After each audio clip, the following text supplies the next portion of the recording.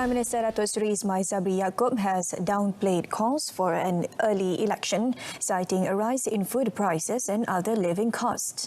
An election is not due until 2023, but the Prime Minister has been facing pressure from some quarters to call an early vote to capitalise on UMNO's resurgent popularity in recent spate of state elections. Datuk Seri Ismail Sabri told Nikkei in an interview published today that he will wait for the right time to call an election given inflationary pressures partly stemming from the Ukraine conflict.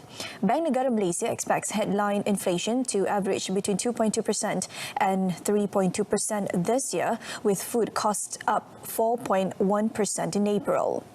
Early this month, the central bank unexpectedly raised its key interest rate to cool inflationary pressures. Datuk Seri Ismail Sabri also told Nikkei that the government was keen on reintroducing a goods and services tax (GST).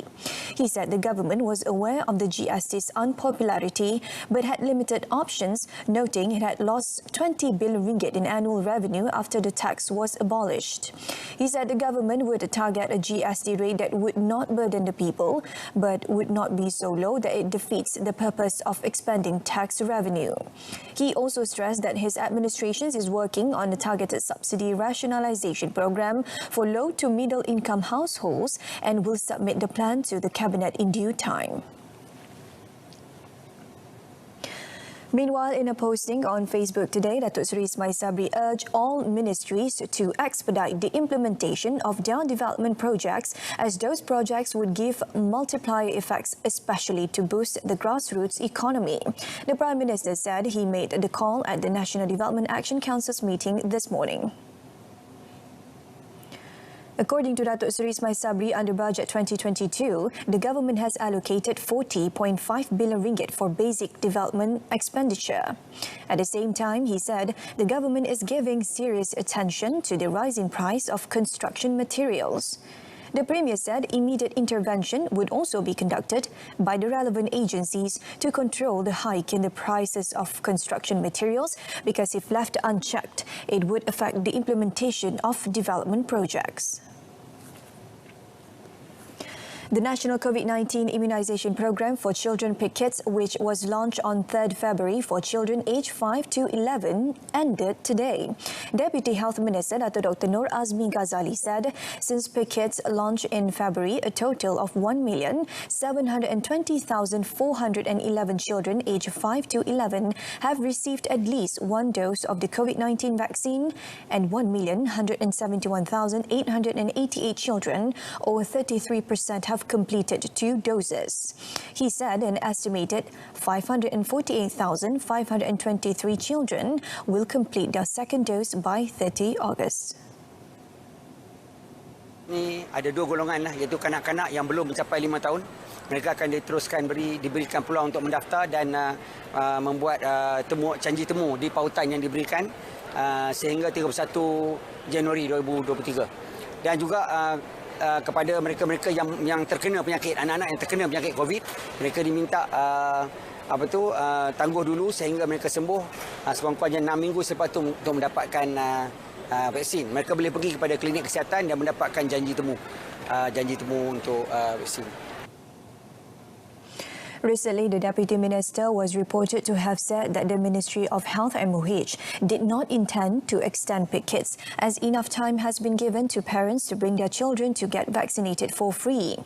He said after this, if parents want to get the COVID-19 vaccine injection for their children, they have to go to a private clinic for a certain fee.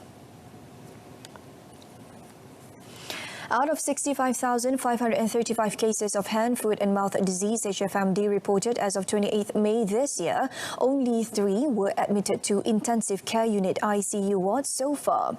According to the Director General of Health, Tan Sri Dr. Nur Hisham Abdullah, the first and second cases were admitted to the ICU due to complications of encephalitis and were confirmed to be infected with EV71, while the third case was admitted to the ICU for monitoring after abdominal surgery.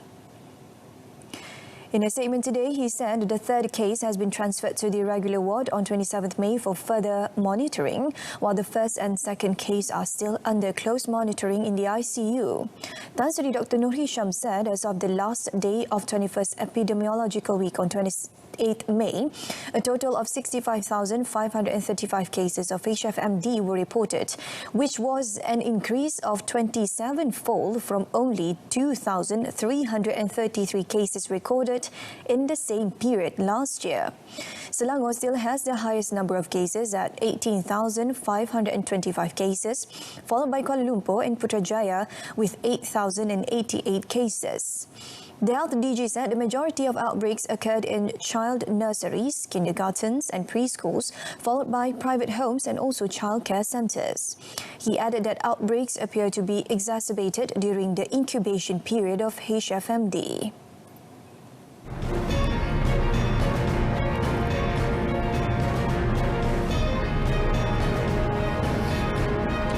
Coming up, chicken supply in the country has stabilised. Stay tuned.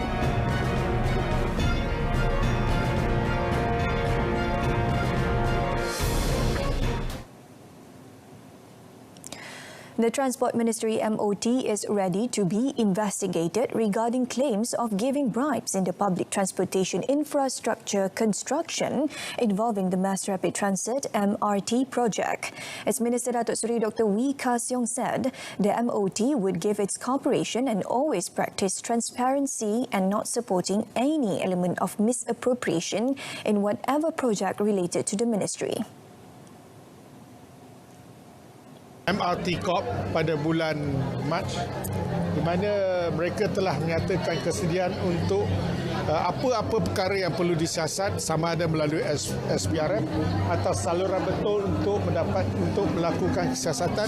Saya rasa kita terbuka, tidak ada isu. Ya. Saya dah membaca, saya pun mengikuti perkembangan ini. Saya rasa jangan kita membuat sebarang andaian selagi perkara ini belum lagi kita tahu apa punca sebenar.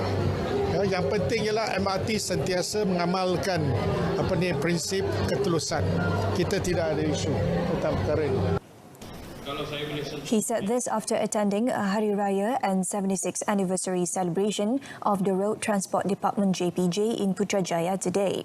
Earlier, local media reported that the French authority was investigating allegations of cheating and corruption that happened a few years ago in the MRT project worth 692 million ringgit. In other development, Datuk Seri Dr. Wee advised all airlines in the country not to take the easy way out following public complaints on flight delays with the passengers having to wait long at the airport, which disrupted their plans. Sebab tu saya mengadakan satu perjumpaan 1 jam lebih. Saya dengar, saya teliti. Ada syarikat penerbangan yang saya nampak kelewatan dia agak luar biasa. Itu perlu kita ambil tindakan cepat dan minta pengurusan tu beritahu kita apa sebenarnya berlaku. Kalau tak cukup, penjadualan itu kena lihat semula. So saya tak nak nanti semua orang menganggap itu sebagai satu tabiat kita, budaya kita setiap kali lewat. So punctuality is very important. So kita kena menjaga, melindungi pengguna kita. The Ministry of Agriculture and Agro-Based Industries, MAFI, found the supply of chicken in the market throughout the country has stabilised and there were no major shortages in the past 10 days. Minister Datuk Seri Dr. Ronald Kiandi said chicken entrepreneurs have also taken the necessary actions to ensure the supply of 1.8 to 2 million chickens daily. Speaking to reporters after making an official visit to Dinding Poultry Development Centre, DPDC, Segari in Manjung today, Datuk Seri Dr. Ronald said the government has also stopped export for the time being to meet domestic demand.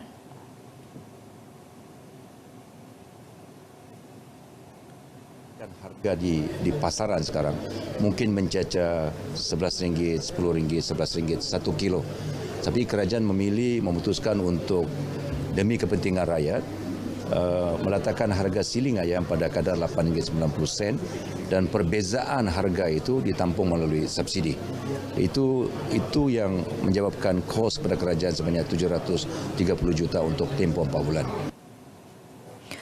Asked about claims for chicken subsidy, he said chicken farmers who have not received or applied could do so after the deadline ends on 5th June. According to the minister, so far only RM71 million worth of subsidy had been paid despite a subsidy of RM729.43 million allocated under the Keluarga Malaysia Price Control Scheme since 5th February. The Domestic Trade and Consumer Affairs Ministry, KPDNHEP, is planning to establish a special committee to ensure that the prices of goods in the country remain under control. According to its Deputy Minister, Datuk Rosal Wahid, the matter will be brought up in tomorrow's Cabinet meeting. Datuk Rosal said he had also held discussions on the matter with Minister Datuk Seri Alexander Nantalinggi yesterday.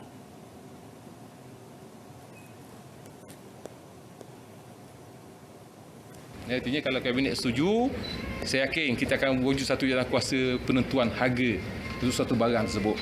Sebelum ianya manalah kita sekarang ni kita bertindak semacam macam ad hoc. Yang ada masalah kita selesai. Maknanya just macam macam bomba, ada api terpadam. Kita tak nak gitu. Kita nak mana once and for all. Itu hasrat kita lah. He also said that the decision on whether to extend the Keluarga Malaysia Maximum Price Control Scheme beyond 5th June will be made soon after proper deliberation. Internet is one of the basic human rights, which now becoming an important aspect of the society. As such, the government has been working to ensure each citizen, regardless of any locations nationwide, able to gain internet access with the implementation of National Digital Network Jendela, as well as Single Wholesale Network SWN. So the blueprint is very important for government to make sure what has been planned not only can be implemented, but to make sure the rakyat, the people, get what they deserve to get. And that is the policy of connectivity and internet as part of basic human rights. It's not just food, shelter, clothing, because life becomes incomplete unless we have good connectivity. Tan Sri Anwar said this at a session titled Technology, Society and the Role of Policy, held in conjunction with the Asia Tech Singapore 2022 program held at the City State. Tan Sri Anwar, who was a co-panelist at the session, noted that therefore the government has to listen more to the industry as the fast technology change is driven by the private sector. The other co-panelists are Estonian Minister of Entrepreneurship and Information Technology, Andreas Sert, Indonesian Minister of Communications and Informatics, Johnny G. Plate, and United Kingdom's Chief Executive of Digital Regulation Cooperation Forum, Jill Whitehead.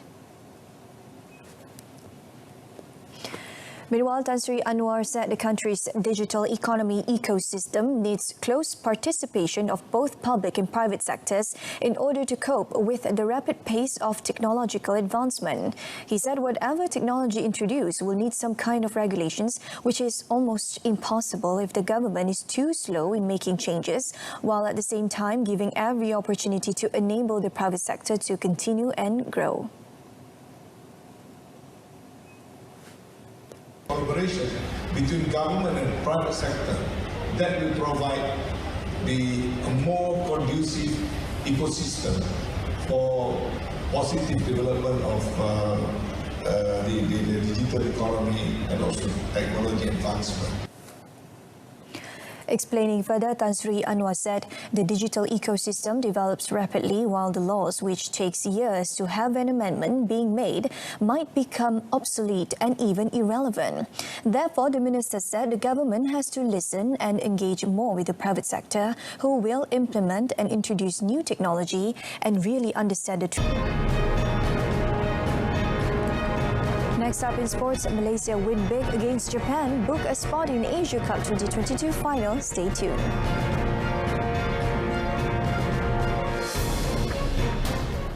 All right, we begin the sports news with hockey's 2022 Asia Cup race. Malaysia continued their excellent form as they win stylishly against Japan 5-0 in the final match of Super 4 group. Malaysia opened the account in the first quarter through Shallow Silverius' field goal on the 15th minute. The goal streak continued 15 minutes later through Aiman Rasmi before Muhammad Razi Abdul Rahim exploded with the third goal with penalty corner goal. Not long after, Muhammad Shafiq Hassan contributed the fourth goal before Muhammad Ashraf Hamsani completed the 5-0 victory for Malaysia on the 42nd minutes. Malaysia is now confirmed a spot in the final match and currently waiting for the match result between South Korea and India. Kuching City went on a goal-scoring spree as they trashed Selangor FC 5-1 in the Premier League match at Petaling Jaya City Council Stadium yesterday evening, with Abu Kamara scoring a hat-trick. The big win has also propelled Kuching City, coached by Irfan Bakti Abu Salim, to fourth place after 9 matches and in position for a promotion to the Super League next season. Kuching City opened accounts in the 35th minute with Kamara heading in a free kick from Muhammad Alif Hassan. The 25-year-old striker from Libera scored again with another header just before the end of the first half. When the match resumed, the host team mounted repeated attacks and scored through Ghanaian import George Outram in the 73rd minute, only to let Kuching City pile on the pressure just 5 minutes later when Shafizi Ikmal scored off a quick blitz in the 78th minute. 4 minutes later, Kamara completed his hat-trick with a lob that deceived goalkeeper Sheikh Izhan Nazril in the 82nd minute. Japanese defender Yuki Tanigawa added insult to injury by scoring the team's 5th goal during injury time. After 9 matches so far, Kelantan FC leads the league with 22 points, followed by Johor Darul Takzim 21, Terengganu FC 19, and Kuching City 17. A win alone is not enough for national head coach Kim Pan-gon in facing his former team Hong Kong in Tier 1 international friendly match at the National Stadium Bukit Jalil tomorrow night. The Southern Korean coach said there are 2 ways to win a match, namely winning through commendable performances and winning with disappointing patterns of play. Elaborating further, Pan-gon said he wanted Harimau Malaya to win by being proactive, dominant, passionate and dynamic. At a pre-match press conference earlier today, the South Korean said his subordinates have begun to understand and absorb tactical and strategies arranged by coaches. So to me, I was mentioned that one game win or one game loss is not important. Okay, how we keep our team philosophy, team playing style, team character. So that's more important. So, like I was mentioned that now we try to identify Malaysia way to that really give you good football, aggressive, dominate, passionate. Tomorrow's match is the last friendly before the national squad start the 2023 Asian Cup qualifiers at the National Stadium against Turkmenistan on 8th June, Bahrain and Bangladesh on 14 June. For the record, Malaysia drew 1-1 and lost 0-2 in the last 2 meetings against Hong Kong in the 2019 Asian Cup qualifiers, which were then coached by Pan-gon. Alright, so that's all that we have for today. Headline of the night, PM downplays costs for early voting, citing inflation risks. For more news, don't forget to tune in to updates at noon tomorrow on TV2. You can also watch it online on our RTM Clicks website and mobile app. I'm Shuhaida Arifin. Goodbye for now.